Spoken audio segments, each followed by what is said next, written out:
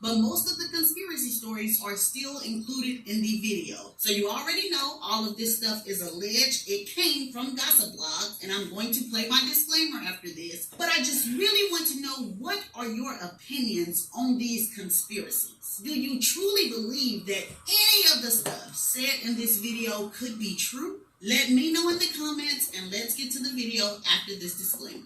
What's up, everybody? I am not sure what's true or false in this video. This is a gossip video, just like on a gossip blog website. So I take rumor and tea and gossip from online, from magazines, from books, from wherever I can find it, and I ball it up and I tell you guys a story. So without further ado, now let's move into the 80s and some of the darker side of the Clive Davis tea. Because in the 80s is when he signed singer Whitney Houston. After the year around 2001, 2002, Clive really started being hands off with Whitney Houston because, see, he had stepped down from Arista, okay? Then in 2007, Whitney and Clive did hook back up, and he did start talking to her again because he and Whitney had decided to work on an album together. But this meetup and them working together supposedly quickly turned sour because Clive had wanted Whitney to record a pop album. And Whitney wanted to do something more soulful. So he told her, he was like, Whitney, ain't nobody checking for that soulful family background singing mess you've been doing. That's old school. Nobody wants that. And Whitney told him, I don't give a doggone what you think. I'm going to do what I want to do. And like I said, I'm going to do a soulful album. And that album was released in 2008, and it was called I Look to You. And I'm sure when it came out, Whitney rolled her eyes and shook her booty, honey, because she was right.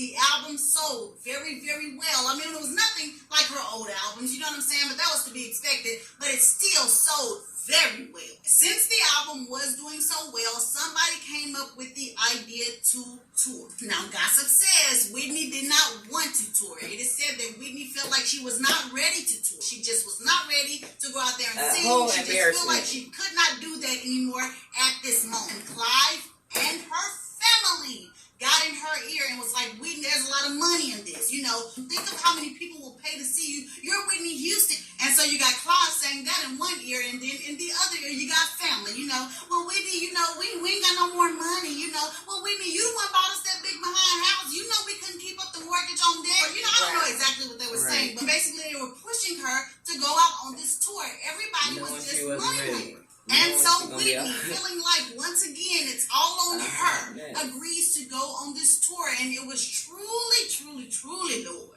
one of the worst decisions that she could have ever made. Child, Whitney got on this Brillo pad to her throat, honey. I mean, she just, sounded any kind of way. And if you think I'm playing, go click the link in the description. Whitney Houston was sounding just like that, just, I look to you. The audience were shocked. They could not believe that Whitney Houston had opened her mouth and this voice came out of her. And it was terrible for Whitney because the people felt betrayed because they paid to see Whitney Houston, and when they hear Whitney Houston, you expect for somebody to come out there and blow you away. This is Whitney Houston. So they pay that money for those tickets, and to get this, they felt betrayed. You know, and some of the audience members just got petty, child. I mean, some of them folks just doing too doggone much. They called the news stations and everything. So all of a sudden, all the big-time news outlets was playing clips of Whitney sounding like this, you know, people doing news interviews. Yes, I just need my money back. I mean, what the heck was she thinking? You know, doing all that kind of stuff. Patty, girl, man, you ain't got to do all that. And y'all may be sitting out there like, well, actually, you know what I'm saying? This ain't no Whitney Houston video. This is a Clive Davis video. So what's the meaning of all of this? Well, baby, I'm finna tell you because what? Child. Honey, the gossip and the tea on the street says that after this failure, Whitney Houston should have started counting her days. Now listen at this, y'all. Rumor has it that because of this showed Clive that he could not make any more money off of Whitney Houston. It showed Clive that Whitney had ruined herself. And he felt that she had done so bad and ruined her voice so much that she would never be able to make a comeback ever again. Because people were going to remember the way that Whitney Houston sounded at that performance. And if she did come out with another album, a lot of people would have felt like that's not her voice. They're doing computer tricks to make her voice sound good. That's not Whitney Houston's voice. And because that's not Whitney Houston's voice, I'm not going to buy this album. That is the way gossip says Clive was thinking. There was no more money to be had off of Whitney Houston. Or let me rephrase that. There was no more money to be had off of Whitney Houston alive. So with this in mind, it is claimed that Clive fully pushed Whitney over there to drugs. You know what I'm saying? He did not try to interfere. He did not try to stop anything. Baby, it's folks out here saying that Clive even hooked Whitney up with a man that he knew. He knew a dealer, and he set that dealer on Whitney, so Whitney could have a constant supply of drugs in the hopes of Whitney overdosing. Now check this out. Apparently Clive's plan for Whitney Houston to have an early OD didn't go to plan. You know what I'm saying? Whitney must have knew how much she could have, and baby, she must have didn't want to leave this earth. You know, so child, she did not OD, whatever the case. And so, since this did not go as planned, gossip claims that when the 2012 Grammys came around, Clive Davis made it his business to invite Whitney to those Grammys. Some people even claim that he got in touch with Ray J, honey, and told Ray J to talk her into coming to the Grammys. And you know the reason why. That was Clive's chance. And when Whitney was up in that room, Clive Davis had sent someone up there to strangle Whitney Houston in that tub. And honey, they even go further than that. Not only do they say that that person strangled Whitney, they claim that that person also could have tortured Whitney Houston by running very hot water over her legs or arms or somewhere to scald her skin. It is claimed that the autopsy reports show this, along with multiple bruises on Whitney Houston. When they say that she fell and bumped her head or something like that, of course, they claim that that's not the truth. Somebody bust her upside the head, put some hot scalding water on her behind, and then they started to strangle her. And honestly, if this has some truth to this, I believe that what they did was go in there and startle Whitney and started to strangle her, but Whitney Houston was a fighter, and she started fighting back. And that is when somebody must have bust her up against the head, you know, and probably she was still fighting. It was like, okay, you want to play with me? Turned on that scalding hot water and burned her behind. You know what I'm saying? I just think that if all of this is true, I feel like that Whitney was fighting back, and that's probably why she had those multiple bruises. Now, when I did read all of this stuff about Clive possibly murdering Whitney and all of this kind of stuff, of course, I had the huge question of why. Baby, once again, they shut my behind up all over again because they was like, hey, so are you done with something?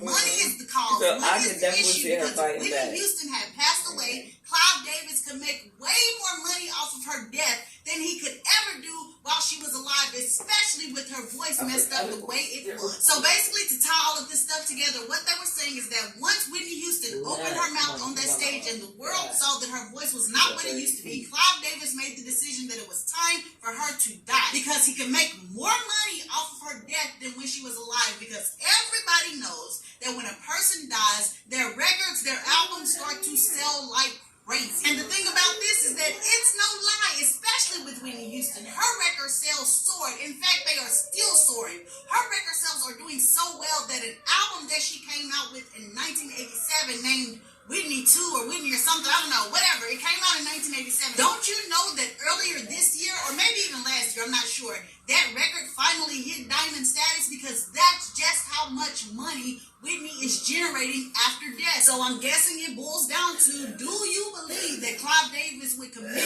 murder to make sure he continues making his money? Whether you believe it or not, apparently there are millions of people out here who do believe that, yes, Clive Davis will indeed commit murder. Honey, let me tell you, it gets even deeper than that. There are people out here to believe that Clive Davis is actually the grim reaper of the music industry. Let me tell you what I mean by that. There is a rumor out here that says that Clive Davis will put hits out on people for other people. Like, let's say there's another record label executive or another big name person that wants to benefit off the death of an artist, or they just want that artist gone because the artist is talking too much or whatever. They said that Clive Davis is the man to call. These people will call Clive Davis. Clive Davis will set up the arrangements for his goons or thugs or whoever, his hitmen, to go out and assassinate these people, murder these people, and then Clive Davis, of course, will get the payment from whatever record exec or whatever big name person that wanted the hit to be done. It is said that you don't mess with Clive Davis. You know what I'm saying? He is not the man to mess with, which makes me want to remind you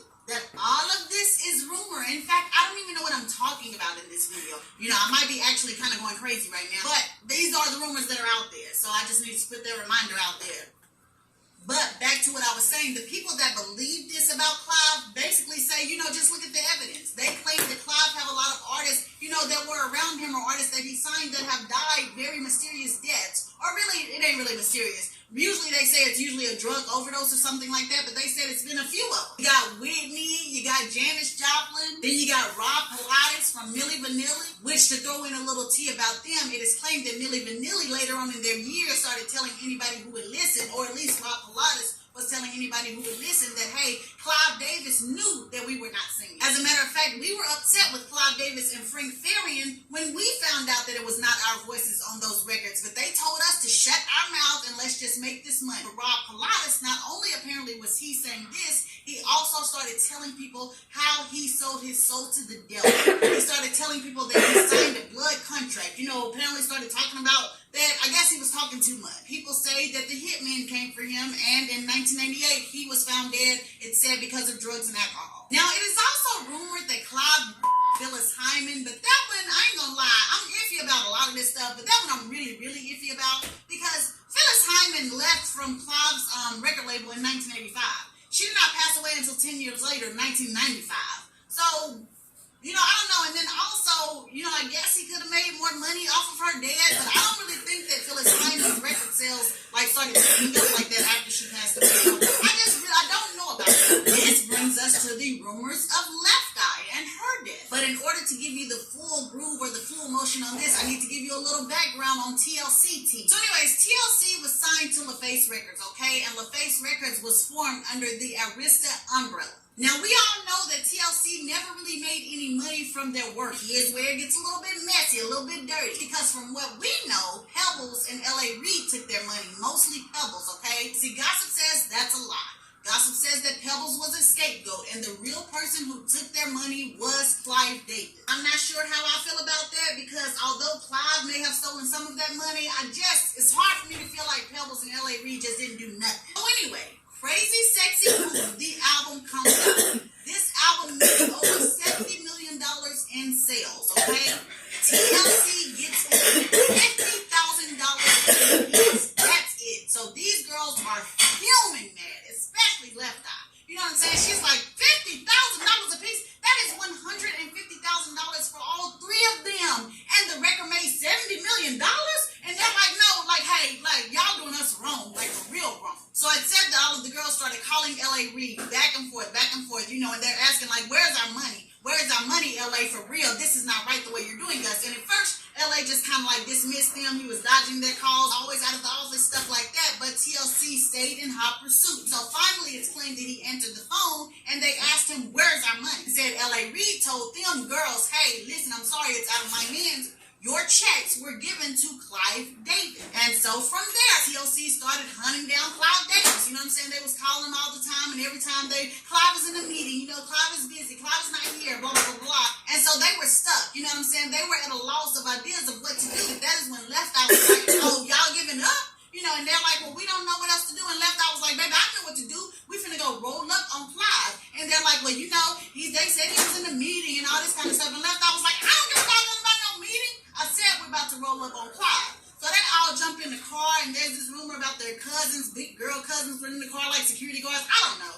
Whatever the case, everybody rolls up, and they get to Arista Records. They jump out of the car, they run into the front of the building. The secretary is trying to stop them. Clive Davis is in the meeting. They telling her, shut up, B. You know what I'm saying? They run in. So they run into the meeting that Clive Davis is in, open the door, and they all up in his office, and whoever Clive Davis was meeting with, that person left out of the office in a hurry because it's claimed that Left Eye took out a gun and pointed it straight at Clive Davis's face and was like, we need our money now.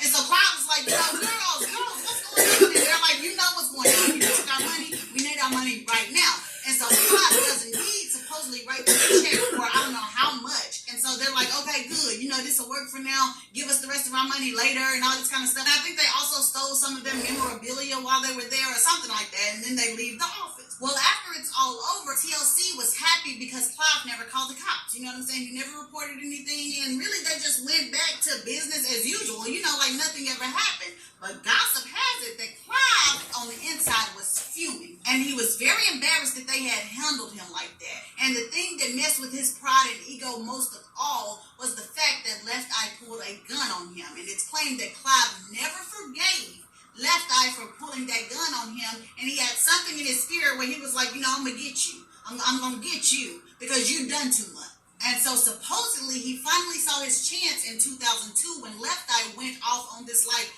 purpose tour of Honduras. And it said that Clive thought this was the best time to get his lick back because people had already felt like Left Eye had went off the deep end. She was speaking on positivity, manifestation, law of attraction, and things things like that. And today we know these things are real. We know these things are true. And we know these things are very good for people to do. But back then, that stuff was unheard of. You know what I'm saying? What are you talking about? Law of attraction and positivity and energy. What are you talking about, Left Eye? So when she went off to Honduras to kind of find herself and her life purpose and stuff, Clive felt like, everybody's looking at her like she crazy anyway. Her reputation is messed up. So supposedly that is when he put a hit out on her. And in early April 2002, Left Eye was a passenger in an SUV, I do believe. And the SUV was driving along the road, and a little boy came out suddenly in front of the car, okay? There was a collision. They hit that little boy, and that little boy passed away. Now, it's claimed nobody saw how that little boy just instantly got in the middle of the road like that, but of course, gossip claims that he was pushed. You know what I'm saying? Somebody obviously planted him there to cause this collision. Well, like I said before, the little boy was hit, and he passed away. Left Eye, on the other hand, walked away with the incident with no injury. So obviously, if this was a real hit, this was a failed hit. So 2 weeks later, Left Eye was again in a SUV. She was the driver this time. And this time she was involved in another collision. And this time it did take her life. So if this was a hit, the hit had succeeded. And another thing that made people feel like this was a hit is because Left Eye was in the car with at least 4 or 5 other people. You know what I'm saying? But she was the only one that died. She was the only one that passed away. And also, if you look at her death photos, it looks like she only had a bump in the head. Now, I'm not saying that she couldn't have internal injuries and internal bleeding, but some people feel like something may have happened to her in that car. Somebody with her in that car may have done something to her, and she lost control. And, I don't know. But here's the thing about this rumor. Because all of this was said to happen because Clive did not ever forgive Left Eye for pulling that gun on him. But the thing is, T-Boz came in not just a few years ago and said that people lied about that. There was not a gun involved in that anywhere. So T-Boz said nobody even had a gun. Now, let me tie in some more gossip with this one. So when TLC burst into that meeting that Clive was having, it is said that Clive was actually meeting with Puff Daddy. And this leads me to the ultimate messy behind tea with Clive Davis and Puffy Chun Hong. Now, let's begin with the #1 rumor out about them. The rumor that says that in order for Clive Davis to become a distributor and to fund the startup of Bad Boy Records, this rumor claims that Puff Daddy had to bend over and give it up for Clive Davis. It's also said that he had to get on his knees and do some stuff like that for Clive Davis. But get this though, the rumor does not stop there because it's said that even after this initial contact of what Puffy had to do, it's claimed that he and Clive were still in a relationship, were still messing with each other after that for at least 5 years. It's also said that Andre Harrell, I'm not exactly sure how to say that. It's also claimed that he had to give it up, bend over, and get on some knees to do some things in order for Clive Davis to do the things he did for him. Now check this out. This is where it gets a little strange because it's claimed that not only did Puffy have this relationship from Clive Davis basically made Puffy like his miniature him. You know what I'm saying? Everything that he learned, everything he knew, he put this knowledge into Puff Daddy, and that comes right down to the Grim Reaper, because it's claimed that Puff Daddy is the Grim Reaper for the R&B side of things, okay? That Puff Daddy, when it comes to rappers and R&B, Puff Daddy is Clive Davis of that. Baby, all I know is that it's claimed that Puffy has had a hand in many folks being killed. And yes, Biggie Smalls is supposedly one of them.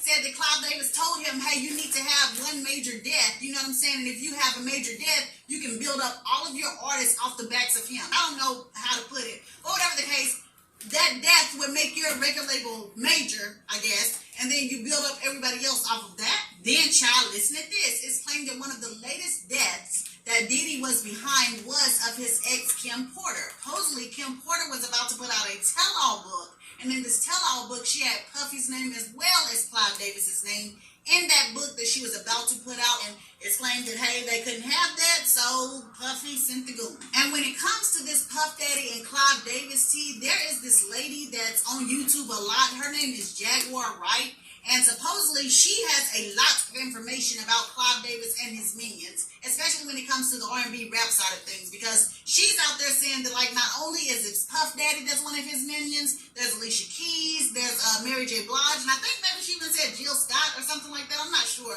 But she really knows how to go into detail and explain everything. And you guys can look her up. There will be plenty of videos that come up with her name. It's Jaguar Wright, with a W, right, okay? And she has tons of videos, and I can't explain this how she does because this is her stuff. So So she knows how to tie all of this stuff together, and it really opens your eyes. You know, some folks think she's talking crazy. They don't believe everything she say, but then other folks feels like she's legit because she was part of the music industry at one time. Now, I will say one of the things that she put out about Mary J. Blige is sweeten the deal that Mary J. Blige would be the #1 woman that they would send in, and she would have to lay on her back and, you know, do what she had to do in order to get people to work with Bad Boy or to work with Arista or Sony or whoever. Like, Mary J. Blige was the it woman. Now, again, I don't know if there's any truth to what Jaguar Wright said, but there was this one time that she produced an email that she said was sent by Clive Davis. And I saw the email, and I think I'm going to put a picture of it up here if I can find it. But the email basically said something to the effect of, you know, keep my name out your mouth or you're going to be murdered. You know, that's the gist of what it was saying. Stop talking about me or I will find you, I will kill you. Now, why say urgent though? I'm fucking dead. First of all, I'm pretty sure he uses his business email. Second of all, I'm pretty sure whether it's a business or personal email, any email he uses is super encrypted. You know what I'm saying? I don't think you're just going to be able to screenshot the emails and share them like that. And then also, I doubt that Clive Davis is writing a threatening email where he's actually threatening to do harm to somebody and putting his name on it. You know what I'm saying? Hello, this is Clive. I will kill you. You know, I just feel like Clive is not doing that. I'm sorry. Now, I'm not saying that Jaguar Wright faked this email. You know what I'm saying? It could be somebody who was watching her videos and wanted to mess with her, and they wanted to act like they were Clive, and they sent her this email. But in my personal opinion, I don't think that this email was written by Clive Davis. Tell me what you guys think in the comments. Now, regarding the rumor that Clive passed a lot of his bad behavior down to Diddy, there's something else that it said that he passed down to Diddy, or Diddy has to do now because of Clive. So there's this rumor out there that Clive is a cult leader, okay? And some people even say that he's the devil. I don't know, but whatever. With this cult leader thing, it's claimed that Clive throws these super secret sex parties, okay? And these are people that want to sign with Clive, or people that want to work with Clive or whatever. They have to go through like this initiation with this sex party or orgy, okay? So when you get there to the orgy, whoever is the invitees or the people who are now in attendance that want to be a part of Clive's group, they have to participate in this orgy. So while this is going on, everybody is just having a good time, I guess. But honey, listen to this. This is where it get crazy, child. Because apparently while it's going on, Clive comes in and he has on a hood, a robe with a hood on it, okay? And he just comes in and he's just watching, okay? People continue doing what they're doing, and then all of a sudden, 6 other figures are supposedly come up around the room, and they all just kind of surround these people who are in the middle of the floor having the orgy. These 6 figures come around. They all have hoods, but you cannot see their faces, all right? So I don't know who these other people are, and the rumor gets strange because some people even feel like these are not even people, okay? For some reason, people feel like these are demons or something like that. Y'all, I don't know. I know it sounds strange and I'm laughing about it, but this is the rumor. You know, people got a lot of rumors out here about Clive. This is a part of it. So apparently, at these sex orgy parties, Clive is there with his hood on and his robe, and then while people are like in their own world, okay, nobody's paying attention to him. That is when these other 6 figures come and they surround the room and they just sit there and they just watch, you know. Then when it's all over, the 6 figures are gone and Clive is the only one standing and remaining. I guess the fact that those 6 figures like kind of disappear or nobody knows who they are, I guess that is why people feel like they are otherworldly or they are not from this earth, you know. And then you got these rumors out here that says Clive is like a lizard king devil or something. Y'all, I don't know how to explain those rumors because I don't really get into conspiracy theories that much. This rumor right here is leaning more on the conspiracy theory type side. But anyway, supposedly this cult-like orgy, Puff Daddy does these as well. He comes in with his hood. Another 6 figures also come in with these parties that Puff Daddy throws. I do want to add this little piece of gossip in about Whitney Houston though because I forgot to bring it up when I was talking about her. It is claimed that Nick Gordon was the assassin or the hitman that Clive Davis sent to kill Whitney Houston. In fact, there are people out here saying that Nick Gordon met with Clive Davis at least 2 weeks, like an in-person meeting. Nobody knows what the meeting was about. And then, of course, 2 weeks later, Whitney Houston was dead. And it's also said that Clive Davis may have sent Nick Gordon to kill Whitney Houston's daughter, Bobby Christina, in the same exact way. And then Clive Davis sent somebody to kill Nick Gordon because, of course, he died last year. Now, this next rumor we get to involves Aretha Franklin. And it is claimed that Clive Davis loved Aretha Franklin to death like he would worship the ground she walked on, especially when he was trying to get her to come over to Arista Records. But I think somewhere years down the line, their relationship went sour because it's claimed in 2005-2006, Aretha wanted off of Clive's label. He felt like she was Aretha Franklin and she deserved more, but Clive wanted her to stay. He begged her to stay. Clive was like, Aretha, we've had great history together. What about a rose is still a rose? You know, a rose is still a rose. And baby, Aretha cut him off and was like, what I am is what I am, and what I am is off this label because you ain't paying me enough money, sir. And so they could not find common ground, and Aretha did indeed leave the label, and she started her own label called Aretha, in which she put out some future projects. Well, once again, gossip claims that Clive never forgave Aretha Franklin for this. He held on to this, and this made him very upset. So it said he finally got the chance to hit her back at an award ceremony. And this was the ceremony where Beyonce called Tina Turner the queen. Y'all remember when that all happened and Aretha Franklin was so upset, you know, because she was the queen? Well, it said that Beyonce didn't just do that just to do that. And it said that Clive came up to her behind the scenes and told her that she better make sure that when she get on that stage, she referred to Tina Turner as the queen. He told her to do that, and Beyonce went out there and did it, and they said that the reason he told her to do it is because he wanted to throw shots at Aretha Franklin. That's very petty, but hey. Now, let's get to this next rumor, and this rumor is not about Clive Davis. This is something that Clive Davis said himself, and this is regarding Michael Jackson and Jermaine Jackson. And Clive Davis said that Michael Jackson did everything in his power to keep the career of Jermaine Jackson down. In fact, it's extra gossip out here that says Michael Jackson did everything in his power to keep the career of his brothers down. It said that he didn't care too much about his sisters. You know, if they wanted to go off and have a good career, he was cool with that. But his brothers, it said that Michael did not want them to have a music career at all. And it's claimed he focused mostly on Jermaine because Jermaine was the only one that could kind of compete. And really, he wasn't really worried about Jermaine at first, but Jermaine ended up putting out a song that started doing numbers. The song was a hit. It was called Do What You Do. And listen, baby, let me tell you something. Jermaine hit a gold mine with that song. That song is the bomb, honey. I love that song. I'll put a link in the description. Y'all can see it for yourself. But anyways, Jermaine put that song out, and that is when Michael started to get upset. And then also he found out that Jermaine was working with Babyface, and that is how Jermaine was getting all of this good music. So when Michael found this out, he called Babyface up and was like, yeah, this is Michael Jackson, and I need you to work on some stuff with me. Don't worry about Jermaine. He's a nobody, and all of this good stuff. You know, just saying that to Babyface. And Babyface was like, you know, I am kind of working on Jermaine. And Michael was like, hey, listen, I'll pay you double what Jermaine is paying you. I'll pay you whatever. You know, I really want you to work with me. And so Babyface was like, this is Michael Jackson, first of all. Second of all, he's paying me more. So he started working with Michael Jackson. And Clive Davis said Jermaine called him in tears, said Jermaine broke down crying. And he was like, I don't know why Michael is doing this. You know what I'm saying? I don't know why he won't let me have my own career. It's not like I'm going to be as big as he is, but let me have something. And so eventually that sadness inside of Jermaine turned into anger. So for some reason, Jermaine got this stupid idea to record like a stupid beef diss song, you know what I'm saying, where he was like singing, rapping kind of, you know, and trying to diss his brother Michael. And this song was called Word to the Bad. But before Jermaine could even put the song out, Michael Jackson heard about it, and he called Clive Davis and told Clive Davis, I want that song off of Jermaine's album. And so Clive was like, hey, I can't do that to the artist. You know what I'm saying? I cannot take the song off of the album. But what Clive did do was call Jermaine and was like, hey, you know, you need to change some of the words. It's kind of harsh and all this kind of stuff. And so Jermaine changed some of the words and stuff. Now you have released a diss song. The words have been watered down, first of all. Second of all, nobody knows about the beef that you and Michael are having. The public doesn't know about that. They don't know that Michael has stolen Babyface from him. They don't know that Michael is being petty. So it just makes Jermaine look bad. You done came out with this week behind this song. You still got that Jerry curl on your head. You know what I'm saying? You're jealous of your brother because your brother is bigger than you. So anyway, out of all of that gossip, now we have come to more recent gossip, and this is gossip that Clive released himself when he wrote his memoir in 2013, and basically in that book, he did come out to say that he was bisexual. He said one time in the 70s at Studio 54,